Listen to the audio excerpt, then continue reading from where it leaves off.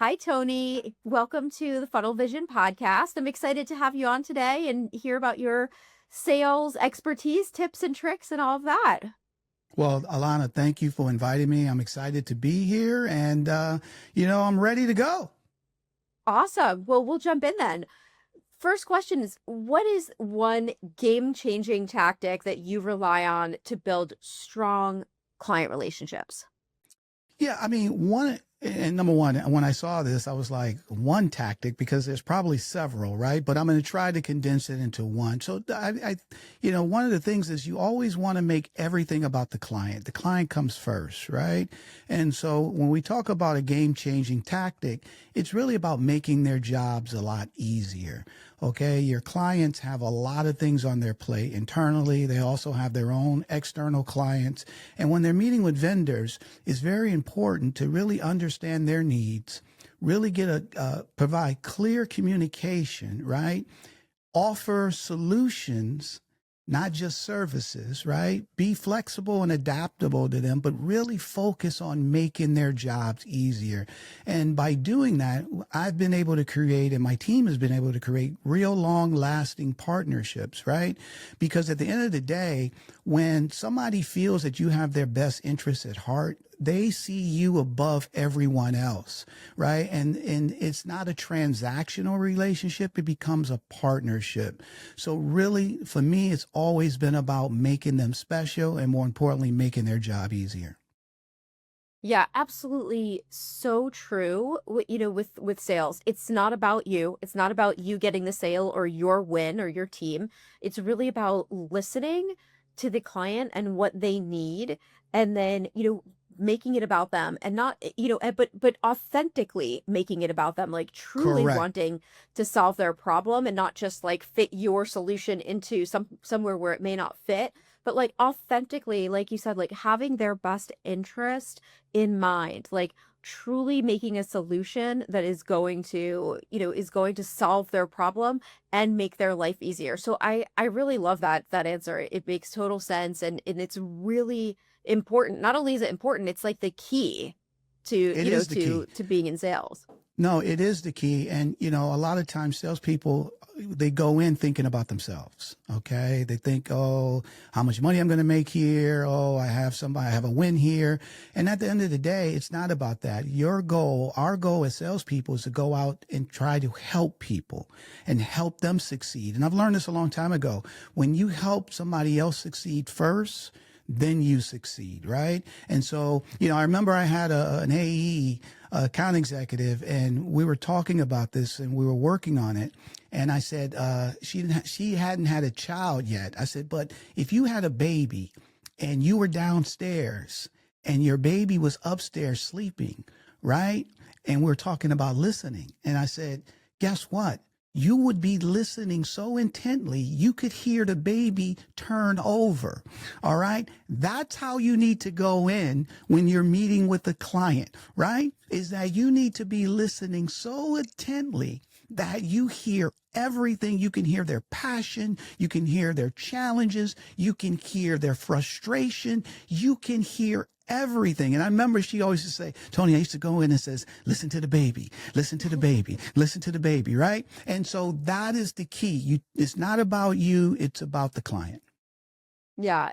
And when you're listening, like you said, it's not only listening to what they say, it's listening to and reading in between those lines, right? Of what it takes, and it's a skill that gets built up over time, like how to listen and how to figure out between what they're saying and then what the, kind of the problems are and what the real challenges are, because they won't always tell you flat They out won't. what those challenges are. So it's like listening, but reading between the lines. And it's something that you really do. It's a skill you build up over time to try and do that.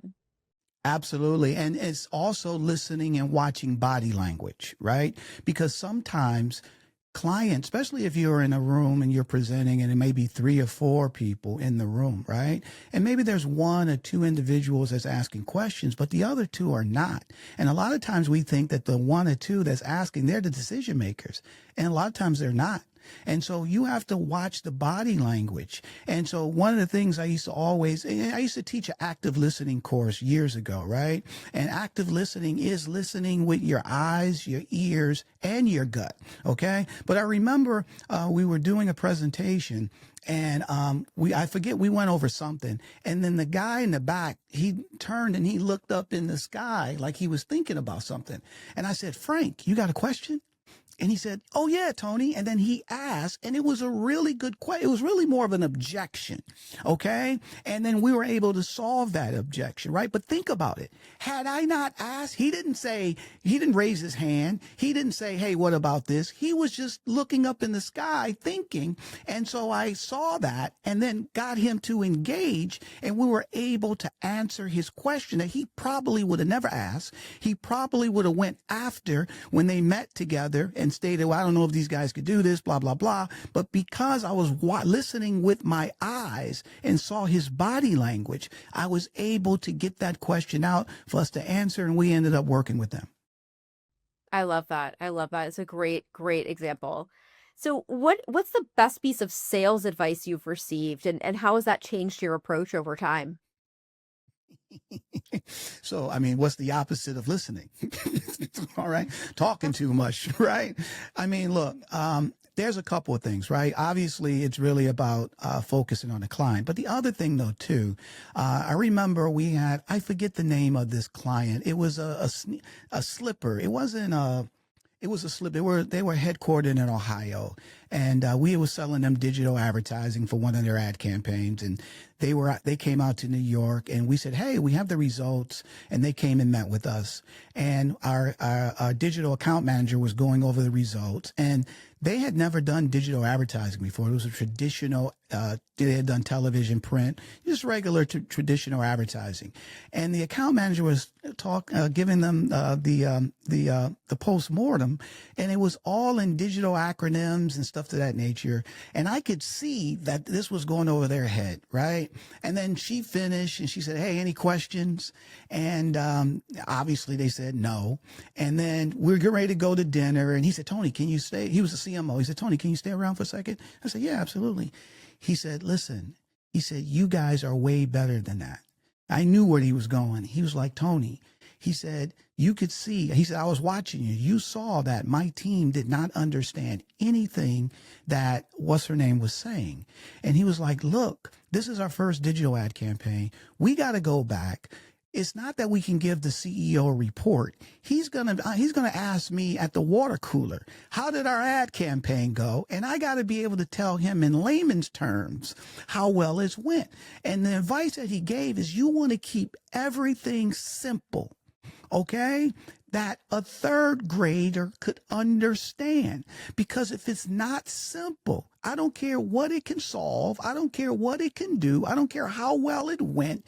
If the client doesn't understand it, it's not going to help them, and it's not going to help you, right? So that was the greatest piece of advice that I ever got, because since that time frame, I've always went out, or I trained my team to make sure that you keep everything simple. No big words, no acronyms. Speak their language, talk and use the verbiage that they use, because when they get it, eventually they'll probably end up working with you.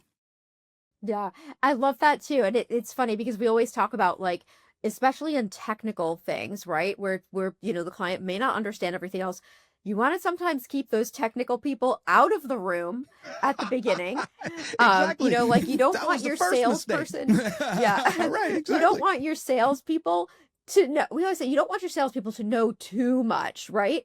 Bring in the technical people kind of like after, but like when your salespeople know too much, then they get more technical sometimes. So you got to either not put them in the room at first, or, like you said, train them to be able to sell to the client with layman's terms and In in a more layman's simple terms. way.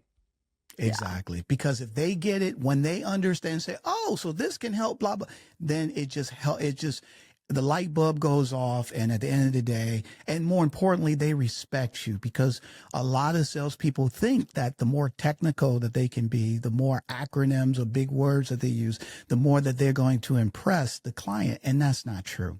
it's not true. You keep it as simple so they can understand how you can help them. Exactly. Love that. So switching gears a little bit, AI is shaking up the sales world. How do you see it really changing the game and the future of sales? Well, I mean, so number one, it's, obviously a lot of people, I don't want to say a lot, but there are people who are afraid of AI. The narrative is it's going to eliminate some jobs and stuff to that nature. And to be fair, some of that will be true, right? From a sales standpoint, and it all depends on what type of sales, right? If you're doing SDR type stuff, inside sales, you may see some AI stuff that's actually reaching out to clients and following a script and stuff to that nature, right? So you can see that probably, being incorporated. I think for the most part, AI would be more helpful on the back end, and also in terms of being able to listen when account executives or managers are having meetings with clients. Okay, provide like what we have right now, where you have a lot of notes, the note takers, right? That can be very transparent, provide the transcript of what's being said, so nothing gets missed. Going back to what we talked about earlier, and you've seen this too, Elana, is that you'll go in with your account executive in a meeting, you'll meet with the client, and then you walk out. And then you'll say, oh, yeah, she said this. And then they'll be like, I don't remember hearing that. All right. And you have two people in the meeting who were both there at the same time, and they come out with two different communications, right? So I see AI definitely helping with that. I see AI helping from a back office standpoint in terms of providing services and needs to the client from a support mechanism.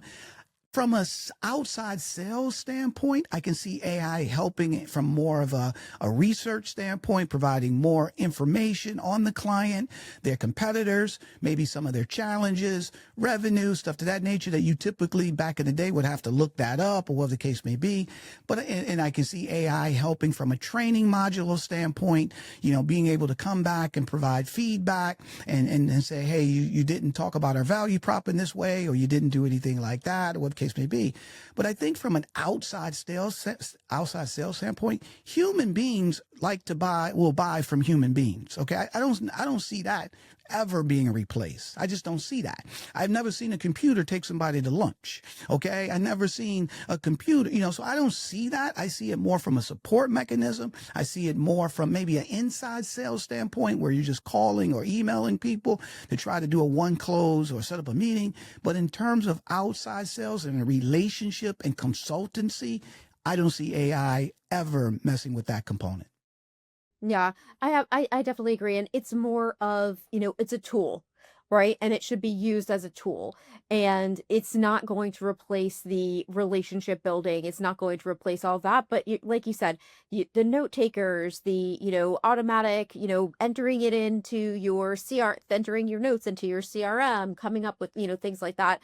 You absolutely can save you time. And yes, that may cost some jobs in that way, Correct. but Correct. it's really there's still going to be humans. It's still about relationships and all of that. And it can be used as a tool to increase your productivity, increase your knowledge, your research, like you said. So yeah, it definitely, agree with you on that. What do you think is something that a salesperson should stop doing if they want to become more successful? Talking too much. I think most salespeople talk and I think a lot of it has to do with they feel that if I tell them what I have, they'll be impressed and they'll buy. Okay, and that's not the case. At the end of the day, it's really, and we talked about this earlier, it's really about listening and understanding. One of the challenges, the reason salespeople do that, unfortunately, there's not a lot of professional sales training that happens at a lot of organizations. Okay. So, salespeople may get some training from their manager. Maybe they bring in somebody to do a dog and pony show one time a year. But 9 times out of 10, they don't get a lot of training. And you can come up with all the different type of acronyms and different type of slogans, but basic sales will always, the fundamentals of sales will always be the same, and they always work. Okay. And so at the end of the day, a lot of times people have presentations or PowerPoints they want to go through, and they want to start at letter A and then take you all the way to letter Z. Okay. That's not real world. Okay. I've been at clients in the beginning, and they're like, look, tell me this right now. And you got to start at letter Y. Okay. Then you got to back up to C. Then you got to go to J. Then you got to go back to A, and you may never even get to Z. Okay. So it's really understanding, really shutting up, understanding, ask your questions. And then more importantly, every client is not a fit. Okay. And a lot of times salespeople try to fit square pegs into round holes. And we used to have a saying, they go out, sell dreams and bring it back to the office, and they're creating nightmares. Okay. So at the end of the day is that you're crushing a relationship if you're trying to sell something to somebody that is not a fit for them. You're crushing a relationship internally at your job because you have your support team jumping through hoops to put stuff together when this client is not a fit. Right. So at the end of the day, sometimes the best thing is, guess what? You're not a fit. It's okay. Maybe I know somebody that I can help you, who's a better fit for you. I've had more clients come back to me because I was honest and upfront and said, unfortunately, based on what you're trying to achieve, we can't help you, but I do know another company that could do that, and connected them with the other company and still built a relationship with the client, right? And then when something that came up that fit our solution, that was a fit for them, they called me back. So to answer your question, number one, shut up. Number two, quit trying. Every client is not a fit. Sometimes you have to walk away from business, and it's okay. And number three, always be honest. Always be honest. Okay? Because we just talked about AI. We talked about relationships with salespeople. That's never going to go away with clients. Recognize that you're damaging a relationship that can come back to bite you at some point, right? And this is how you differentiate yourself from all the other salespeople that are out there. These are the client. That's where the client looks at and says, I'm looking for a champion, for somebody that I can partner with, right? That has my best interests at heart, right? And so at the end of the day, shut up. Like I said, be honest, and sometimes no is okay. Yeah. That's a hard lesson to learn again. So especially, it took me a long time in my career to realize that, not every client is a good match.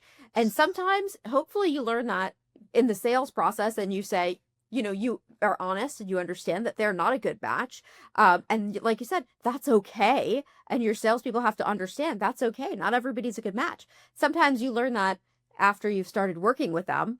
And on that side, it's also okay if you realize once you've started working with this client for some reason, whatever the reason may be, if they are not a good match, whatever it is, that you have to own that. And sometimes it's okay to say that, right? To let your clients go, or if you're not the right, service or, solution for them. And those are hard lessons to learn. But so important, so important. Exactly. And look, I didn't come out of the womb understanding that as well. Okay. So I had to learn that, right? But here's the difference though. Here's the thing. Once you understand it and you apply it, it's like, it takes you from here to here. And that's when that's when I talk about the differentiation, because think about it. There's millions of salespeople out in the street, all selling something, and a lot of times they think that their product is the differentiator, and it's not. Okay. It's you. It's you. The client, I've never had a client say, hey, Tony, before we sign with you, I need to come to your office and look under the hood and see what you got. Okay. No, they're buying you. They're buying you. They're saying, I believe this person is going to bring a solution that is going to solve our problems. Okay? So at the end of the day, when you understand that they're buying you or they're not buying you, right? But at the end of the day, your integrity is really key here. And the way you set expectations up front with the client is very key, because at the end of the day, they're not just buying you now. They could be buying you forever or not buying you forever based on how you deal with them up front. So to me, like you said, it's a tough lesson to learn, and a lot of us have learned it through trial and error. Let's be fair here. I've messed up several clients, right? Because I tried to make everything fit a square peg in a round hole. But at the end of the day, I learned this a long time ago, Elana, and it's one of my mottos, right? And it's a slogan that I always follow. I never lose. Either I win or I learn. Okay? And I've learned a lot from these mistakes, and I've now incorporated them with my teams and stuff to that nature. And this is how we go to market today. So I would advise anybody listening or watching this, this is so important, right? Way more important than you hitting your quota. This is really about you becoming a professional and really walking the earth and really focusing on helping the people in front of you. I love that so much. One thing I'll add to is when you realize that somebody is not a match for, for your solution or anything else, that's in the way that you handle it is Correct. really where that is. Like what you're talking about, like integrity, honesty, authenticity. Be honest. Don't just be straight up. disappear. Right. Just don't ghost them. Just don't disappear. Don't Exactly. disappear. Don't Don't make hide. it right. Don't make it like bigger than it is. It's be honest, be, have integrity, be authentic, and just have the conversation. And you're right, that goes so far. And even if it's not the right time now, they will remember that. They will remember. That you did the right thing. So it's so key. I love that. So moving a little bit to talk about sales talent and hiring salespeople, do you have any strategies for finding those like true like rock star salespeople when you're hiring? Yeah, so I've been unconventional for the most part when I hire people. Okay, I'm not a check the box type person. And I get it that some companies you have a piece of business and you need to have somebody, because all different sales roles are totally different, right? Where you have a piece of business and you need somebody that has this expertise and they're going to manage this piece of business, and you couldn't give it to somebody new who doesn't have the. So I totally get that, right? However, one of the things for me is that we have to, and I really believe this, is we have to start thinking, going outside of the box when we look and try to hire salespeople. We want them to have this, and this, right? Well, let's be fair here. The majority of people in your industry, that's in that industry, 9 times out of 10, they're already there. And a lot of them aren't that great, to be fair. Right? Where if you start expanding your search and start looking outside and look at attributes, okay? I didn't go to school to be a salesperson, okay? I don't know a lot of people that did that, right? I came from the insurance industry, construction industry before I got into advertising sales. If somebody was just looking for somebody to have advertising sales, I wouldn't have made the cut. But they were looking for somebody that basically was hungry for an opportunity, that basically had common sense, that basically could accept feedback. There's a lot of other attributes that's important, but I think for me, I've always been able to find great talent outside of the box. I remember hiring this guy where I remember he had an interview with one of the other sales directors. The guy came to me, the sales director, said, "Hey, Tony, I got this guy in the conference room. He's not a fit for my team, but I know you're looking for somebody. You want to meet with him." Great. I looked at his resume. There was nothing on it. And that's the other thing. Resumes, they're great, but they're conversation pieces, but they don't tell you nothing. Somebody could have 20 years experience and be burned out. All right. Don't have no energy, have nothing. Right. So I met with this guy. Right. There was nothing. Okay. And we started chatting. And then I said, hey, man, I don't, you don't have no experience, blah, blah, blah, blah, blah. And he said, I'll work for you for free for a month. And I started looking at him and I was like, well, I don't need anybody to work for me for free for a month, but I'm looking for somebody long term. And he came back at me and I said, well, look, I tell you what, follow up with me in a couple of days. Let me put some thought to it. I walked out of the conference room. I said, I'm hiring him. Okay. He became the #1 salesperson at the company. Yeah. Okay. So my point is this. The other guy says he ain't a fit for my team. Okay. I went in and I looked at this guy. He was hungry. He was smart. And what I mean by smart, he had people skills. Okay. He had a great attitude. What do we talk about that? Glass half full. Because in sales, a lot of things are going to go wrong. A lot of things are not going to happen the way you need somebody with a glass half full. So these soft skills are really key. Okay, he didn't know nothing about digital advertising. I can train him on that. All right. But on the skill set that he brings, it's harder to train somebody with that versus training them on a product or a solution. So for me, I've always been willing to go out of the box. And then number 2, I've always been willing to train them. So I never hired somebody and threw them out there. I was willing to train them, right, to help them and develop their skills to take it to the next level. Now, there's been people that I had to hire that I needed them to have a certain level of experience or a certain level of expertise because I need somebody to take a piece of business. I still looked outside of the box and looked more at the soft skills, more at the EQ, emotional intelligence and stuff to that nature versus more of the